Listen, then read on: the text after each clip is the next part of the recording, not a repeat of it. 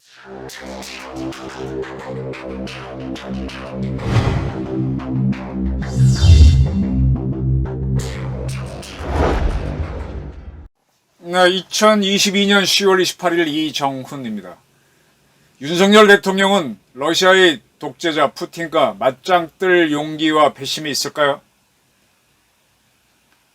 대한민국에 있었던 좌파들은 민족 주체성을 얘기하면서 대미자주를 외쳤습니다.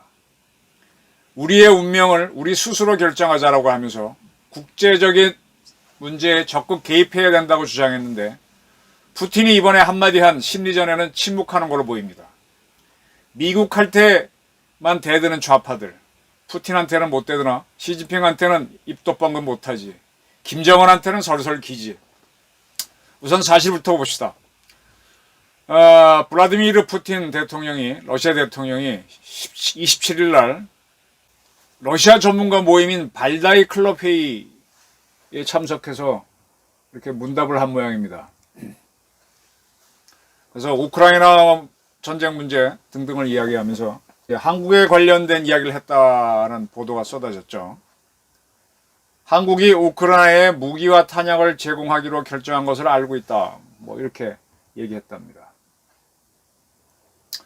당연히 이제 푸틴이 러시아가 만든 무대에 이 러시아 문제를 다루는 학자들이 많이 가서 뭐 회의를 하는 거니까 러시아는 자기네 유리한 대로 상황을 만들 수 있죠. 이 회의에서 푸틴은 중국, 인도, 북한 등 아시아 국가들과의 협력을 강조했습니다. 그리고 중국에 대해서는 특히 양국 관계가 유례없이 개방되어 있고 효율적이다. 그리고 시진핑을 가까운 친구라고 그랬습니다. 독재자끼리는 친구겠죠. 그리고 대만이 중국의 일부라는 것을 다시 확인해 주면서, 왜 미국의 할머니가 대만을 방문해서 중국을 도발하나, 미국이 중국과 관계를 망치는 것은 잘못 하면서 시진핑의 비위를 맞춰줍니다. 펠로시가 대만 간 걸 얘기했죠.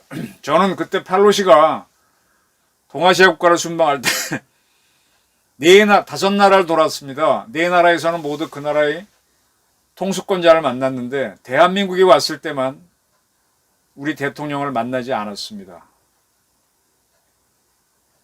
그런 것들이 하나의 유감이죠. 나중에 윤석열 대통령이 전화로 이제 펠로시하고 통화하는 걸로 끝냈는데, 그런 것들이 딱 보이는 순간에 중국과 러시아는 한미 이간질 시키기에 파고듭니다. 빈틈을 보이지 말아야 되는데, 윤 대통령이 아직 조금 그런 좀 확실하지 않은 부분, 조금은 용기 부족이 발견됩니다. 지금 사우디아라비아가 기름 생산을 줄이겠다 그랬죠. 줄이려고 하죠. 줄이게 되면 기름값이 올라가니까 중요한 산유국인 러시아는 좋습니다. 그러니까 미국이 압력을 넣어서 기름 생산 더 해라, 이렇게 튀어튀어 싸우고 있는데, 사우디아라비아는 이스라엘과 더불어 중동에서는 굉장히 중요한 미국의 우방국입니다. 제가 이제 우리 윤석열 대통령도 미국과 헤어질 결심을 해라 라고 하면서, 대한민국의 애국자들도 도대체 왜 미국 전술핵 재배치, 핵 공유를 주장하는 사람들이 한국의 핵 무장을 주장하느냐. 둘은 배치가 되죠. 핵 공유하고 전술핵 재배치는 한미 관계가 매우 좋아야 되는 거고, 우리가 핵 개발을 하는 거는 한미 관계가 틀어지는 거죠. 근데 사실은 둘 다 한미 동맹을 중요시하는 애국자들이 하는 건데, 가끔은 애국을 위해서는 미국과 헤어질 결심, 다부지게 한판 붙을 결심도 해야 된다는 게 핵심이거든요.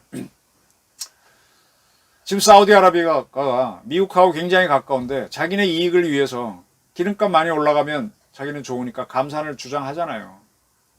미국하고 마찰을 일으키고 있는데, 이런 용기가 국가를 운영하려면 있어야 됩니다. 윤석열 대통령이 국제정치에 대한 감각이 있어야 됩니다. 그게 사우디아라비아를, 왕세자를 푸틴이 칭찬해요. 그리고 이제 러시아 우크라이나 전쟁을 굉장히 위험하다고 하면서, 핵무기가 존재하는 한 핵무기 사용의 위험은 상존한다. 이건 뭐 입으로는 언제든지 할 수 있는 얘기죠. 그런데 핵무기 사용은 방어에 국한된다는 러시아의 원칙도 있죠. 핵을 먼저 사용한다고 딱 해놓으면은 상대방이 먼저 때릴 수 있죠. 너는 언제든지 사용할 수 있으니까 나도 위험하니까 널 때릴 거야. 그래서 방어에 국한된다고 하는데 우크라이나를 상대로 핵무기를 사용할 필요는 없다라고는 했습니다만 지금 이제 돈바스 지역하고 남부 지역의 일부를 자국 영토로 편입하는 주민투표를 통과시켰죠. 만약 그 지역을 우크라이나가 수복을 하게 되면 자국이 공격을 받았다면서 핵무기를 사용할 수 있죠. 그리고 그 러시아의 해외 영토인 칼리닌그라드에서 이스칸데르 미사일을 이용해서 핵 탄두를 붙여서 쏘는 모의 연습을 했습니다. 이렇게 하면서 슬슬 세계 여론을 움직이는 그런 장난을 친 거죠. 이 회의에 대경제정책연구원, 이게 키예프가 기획재정부 산하 연구기관인가? 거기에 김홍종 원장이 참가했던 모양인데 이분은 경제학자죠. 경제 전문가죠. 대만을 둘러싼 중국과 미국의 긴장 고조와 북한의 핵미사일 개발에 대한 의견을 듣고 싶다라고 했더니 푸틴은 러시아는 남북한 모두와 좋은 관계를 맺어왔다라고 한 후 갑자기 한국이 우크라이나 무기를 제공하기로 한 걸 알고 있다며 그러면 한미 관계, 한러 관계는 파탄할 것입니다 라고 했습니다. 그러면서 만약 우리가 북한과 핵 분야 협력을 한다면 한국은 어떻게 반응할 것입니까? 한국은 기분이 좋을까요? 라고 탁 받아쳤습니다. 이게 우리나라에서는 제법 큰 뉴스가 됐습니다.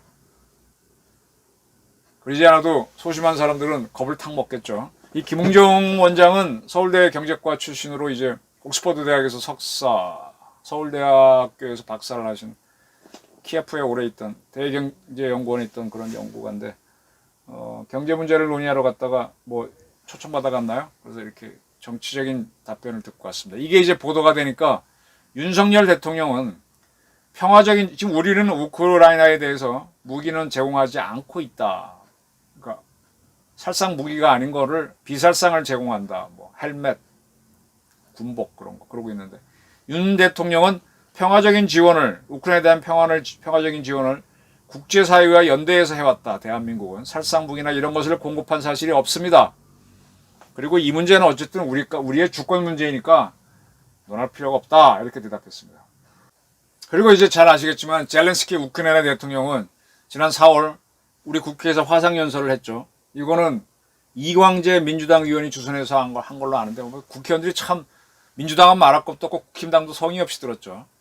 다른 나라에서는 아주 경청을 하는데 그래서 대한민국이 많은 군사장비가 있으니 도와주면 감사하겠다라고 했지만 우리는 비살상 무기만 제공했습니다. 그러나 이제 바로 인접 국가인 폴란드가 자기네가 갖고 있던 소련제 무기를 우크라이나에 제공하면서 대한민국으로부터 K2, K9, 천무, 그 다음에 FA50 등을 사겠다라고 이렇게 가고 있죠.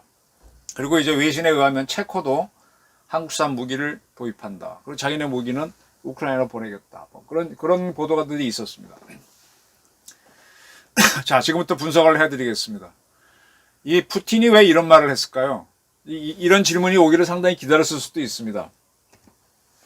저는 이렇게 봅니다.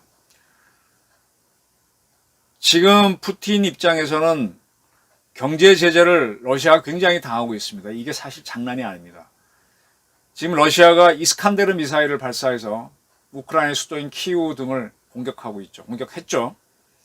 근데 그 이스칸데르 미사일을 만들려면 반도체부터 많은 장비가 들어가는데 그 부속품들에 대한 수출 통제가 이루어지기 때문에 아마 생산이 좀 어려움이 있을 겁니다. 재고가 있으니까 쓰는 거지. 이스칸데르 미사일은 한번 제가 말씀드렸지만 미국과 소련은 87년에 INF라고 하는 조약, 중거리 핵전력 조약을 맺어갖고 비행기에서 투하하는 핵폭탄, 그 다음에 ICBM, SLBM만 보유하고 그 중간 단가에 있는 모든 핵무기는 없애기로 했습니다. 때문에 소련 육군이 사용하는 단거리 미사일이 이스칸데르인데 거기에는 과거에는 핵탄두가 올라갔지만 핵탄두가 없고 중거리 미사일에도 핵탄두가 없고 크루즈 미사일에도 없습니다. 미국도 마찬가지고. 그죠? 그래서 이제 그런 이스칸데르 미사일을 러시아는 수출을 했죠. 그 기술을 우리가 받아서 현무2를 만들었습니다. 그리고 북한도 지금 이스칸데르를 만들어서 걔네들 화성 시리즈 뭘 만들었겠죠. 그래서 우리 현무2하고 걔네 거는 날아가다가 떨어지면서 물수제비 때도 탕 튀겨서 호핑을 합니다. 튀면서 가는 특징이 있습니다. 이스칸데르는 수출을 많이 한 걸로 알고 있습니다. 따라서 러시아에서 이스칸데르가 부족하면 다른 나라에서 사오면 돼요. 우리나라가 수출해줘도 되고 가장 좋은 건 북한이겠죠. 북한은 돈이 없으니까. 그래서 저는 북한산 이스칸데르가 러시아에 수출될 수 있고 그것이 우크라이나를 때릴 수 있다. 그건 지도세도 모르게 할 수 있죠. 그렇게 함으로 해서 북한은 러시아로부터 돈이나 기름을 제공받고 그 기름으로 대한민국을 위협하는 군사 연습을 할 수도 있고 성동격서로 우리를 때리기 위한 작전을 할 수도 있는 거죠. 전 또 이렇게 봅니다. 우리는 아직 크루즈 미사일 수출한 적은 없고 이제 해성 같은 거는 수출한 적이 있죠. 함대함 미사일 같은 거 그것도 크루즈인데 그런 거 수출한 적이 있습니다. 우리나라 무기가 꽤 괜찮습니다. 가격도 괜찮고 지금 우크라이나가 러시아의 미사일 공격을 받아서 이 전쟁은 항상 등가성으로 하잖아. 내가 이거 맞았기 때문에 내가 널 때릴 수 있는 거야. 네가 우리 수도를 때리면 나도 너 힘이 없어 그렇지 때릴 수 있는 권한이 있는 거야. 권리가 있는 겁니다. 그죠? 힘이 없어 못 때려서 지는 거죠. 그래 니들이 핵을 쓰면 나도 핵을 쓸 수 있는 거고. 그러면 우크라이나 입장에서는 모스크바까지 먹다 하면 생트스부르크까지 지대지 탄도미사일을 쏴서 그쪽 시민들을 위협할 수 있어야 하는데 없죠. 그러면 이제 잘렌스키 입장에서는 나한테 지대지 미사일을 다오 이렇게 할 수 있는데 아마 어떠한 나라도 안 줄 겁니다. 근데 저러한 사태를 보면서 폴란드니 체코니 발틱 3국 같은 나라들은 야 러시아가 단거리 미사일을 쏴서 핵은 안 달았지만 겁을 주는구나 하는 걸 딱 보게 되면 자기들도 유사시에 쟤네를 때릴 수 있는 게 필요하다고 하고 단거리 미사일을 구입을 할 수 있다고 봅니다. 지금 대한민국이 현무 미사일을 수출한 적은 없습니다. 수출할 생각을 하는 사람도 없습니다. 저는 우리 하나에서 최종 어셈블링 하는데 하나를 비롯한 우리 LIG 넥스원이라든지 이런 데에서 현무 미사일 수출에 대한 검토를 해라. 그리고 국가안보실도 검토를 해라. 방사청도 검토를 해라는 얘기를 제안하고 싶습니다. 물론 조용히 해야죠. 저는 아이디어만 드리는 겁니다. 천무까지 나갔는데 아마 이 시장이 열릴 겁니다. 왜냐? 미국이 세계 단거리 미사일 시장에 수출을 하는 게 에이타 큼습니다. 우리가 도입했죠. 다른 나라가 또 어디 도입했는지 저도 정확하게는 모릅니다. 근데 미국의 에이타 킴스를 제외하면 영국이나 프랑스에서 지대지 미사일이 단거리가 없을 겁니다. 독일도 그렇고. 워낙 평화시에 살아왔으니까. 영국과 프랑스는 주변 국가들이 다 동맹국이니까 단거리 미사일 쏠 이유가 없잖아요. 그러니까 러시아나 견제하려고 ICBM이나 SLBM이나 갖고 있고 독일도 바로 옆 나라가 폴란드인데 동맹국이니까 굳이 지대지 미사일 필요 없고 우리 이스라엘도 제가 한 몇 번 갔는데 걔네들이 지대지 미사일이 있나? 그 옆에 있는 나라들이 지대지 미사일 쓸 만큼 강력한 나라가 없어요. 지대지 미사일 단거리 중거리 갖고 있는 나라는 인도 파키스탄 서로 경쟁을 하니까 중국이 많고 북한이 있고 우리 대만도 바다가 있어갖고 지대지 미사일은 저도 잘 없는 걸로 알고 있고요. 일본도 가장 가까운 게 우리인데 현해탄이 또 폭이 있고 하니까 지대지 미사일은 또 공격무기라서 없습니다. 안 만들었습니다. 그러면 이제 동유럽 국가들이 러시아의 침공을 보면서 우리도 지대지 미사일을 가져야 되겠다 그러는데 미국 거를 사면 좋겠지만 비싸거나 그러면 한국을 두드릴 수가 있습니다. 그래서 저는 배심 좋게 푸틴이 저런 얘기하면 나토 동맹국인 동유럽 국가들이 지대지 미사일 도입하고 싶다 그러면 폴란드처럼 판매할 준비를 하라. 왜 이런 얘기를 하느냐? 그럼 푸틴이 팔팔 뛰겠죠. 명분이 있게 하는 거예요. 너희가 침공했으니까. 이거는 방어용이다. 너희도 방어용으로 핵무기 사용할 수 있다. 그런 얘기 일부러 할 필요 없지만 그런 뉘앙스를 깔고 하는 겁니다. 그리고 분명히 알아야 되는 게 과거 우리가 북방정책을 하면서 노태우 정권 때 30억 달러라고 하는 돈을 소련한테 제공하기로 했었어요. 그러다가 한 14억 달러쯤 반쯤 가고 난 다음에 소련이 무너져서 중단이 됐죠. 참 그 정책이 그때는 앞서가는 거였는데 지금 보면 어리석은 정책이죠. 그때 왜 그랬는가 하면 서독이 동독을 통일할 때 동독에서 스스로 서독의 일부가 되겠다고 했을 때 그거를 연합국 4대 강국이 승인을 해줘야 돼요. 미국과 영국, 프랑스는 미국의 지시에 따라 다 하겠다 그랬는데 소련이 반대하면 안 되거든. 그 소련의 반대를 누르기 위해서 동독은 서독에 스스로 들어가겠다 그랬으니까 서독이 소련을 달래려고 100억 달러 차관을 줬었습니다. 통일할 직전에. 그래서 통일을 가는 거예요. 돈 받고 통일시켜준 거예요. 근데 우리 노태우 정부는 그때 두 가지 큰 실수를 해요. 미리 돈을 주면은 남북 통일될 수 있을 거라는 생각으로 해서 30억 달러를 주겠다고 했다가 14억 달러인가 주고 나서 소련이 무너졌고, 두 번째로 그때 서독은 누차 말씀드리지만 군대가 있습니다. 근데 군대를 사용하는 권한은 서독 대통령이나 서독군 합참의장은 못합니다. 그 군대 사용권은 미국이 이끄는 나토군이 합니다. 그래서 서독 군대가 동독에 들어가서 동독 군대 무장해제하는 거는 나토군이 들어가는 거거든요. 소련이 그건 안 된다라고 하니까 그때 갑자기 작전권을 평시 전시로 나눠서 서독군이 가서 동독군의 무장해제를 하는 건 평시작전권인데 평시작전권은 서독한테 있다, 이런 논리를 만들어서, 아니 평시하고 전시를 나누는 건 참 웃기는 거예요. 내가 국가대표 축구 감독이야. 시합할 때는 전시고 훈련할 때는 평화시야. 그럼 평화시에 감독하던 사람이 시합할 때도 감독을 해야 이기죠. 평화시에는 A 감독이 하고 시합할 때는 B 감독이 하게 되면 이게 됩니까? 연습이 작전으로 가는 건데 안 됩니다. 근데 그때 서독은 이제 상황이 되니까 그렇게 궤변적인 걸 만들었는데 그걸 노태우 정부가 받아서 전시 작전 통제권, 평시 작전 통제권을 나눕니다. 그래서 93년인가 김영삼 정부 때 확정 짓고 우린 그걸 민족 자주권이라 그랬는데 사실은 우리 발등 우리가 찍은 거였죠. 이제 그렇게 노태우 정부는 두 가지 실수를 하면서 했는데, 우리가 빌려준 돈을 러시아가 한 반쯤 못 갚았어요. 나중에 불검사하고 그래서 뭐 자기네 전차도 갖고 와서, 근데 우리가 처음에 그거 갖고 왔을 때 갖고 와서 뭐 합니까? 처음엔 기술을 갖고 와서 이제 우리가 몇 개 참고한 건 있죠. 우리도 이제 뭐 신궁도 만들고 뭐도 만들고 이제 현무도 만들고 한 그런 건 도움이 됐지만 그 무기 자체는 결국은 적군 무기가 돼서 우리가 이제 걔네 무기를 토대로 우리 무기를 어떻게 개발할까, 그런 참고용이 됐었죠. 그래서 그때 러시아가 이제 소련선 나오고 난 다음에 각 나라로부터 빌린 돈이 많았어요. 그걸 다 못 갚았습니다. 그래서 파리 조약인가 파리 협약을 맺어가지고 각 나라가 이제 탕감해 줍니다. 우리도 그때 껴서 탕감해 줬습니다. 지금 러시아는 인구가 뭐 2억 정도 되나? 우리보다 훨씬 많은데 그 총 국가 GDP가 우리보다 적어요. 핵을 갖고 있어 대단하고 영토가 우리보다 200배 커서 대단할 뿐이지 못 사는 나라입니다. 근데 우리는 겁을 벌벌 내요. 핵이 있기 때문에.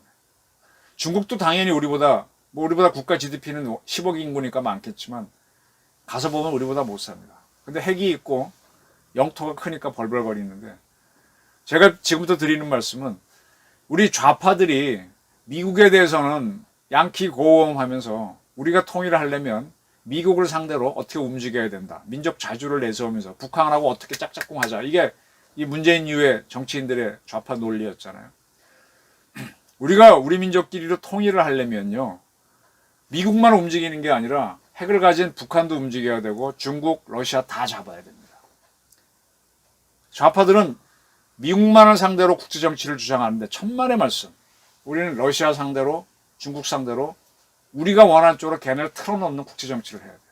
지금 러시아가 우크라이나 침공하니까 영국, 프랑스는 딱 그 국가 원수들이 나와서 한마디 해요. 푸틴에 대해서. 독일도 하고.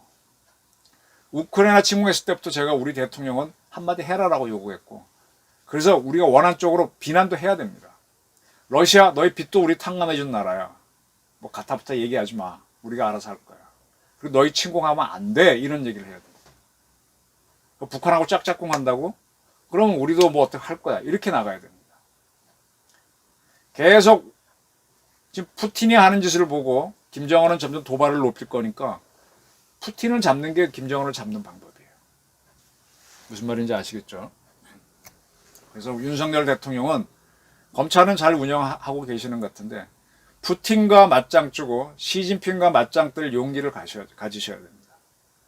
그리고 이 핵을 가진 북한, 러시아, 중국을 다룰 줄 알아야 돼요.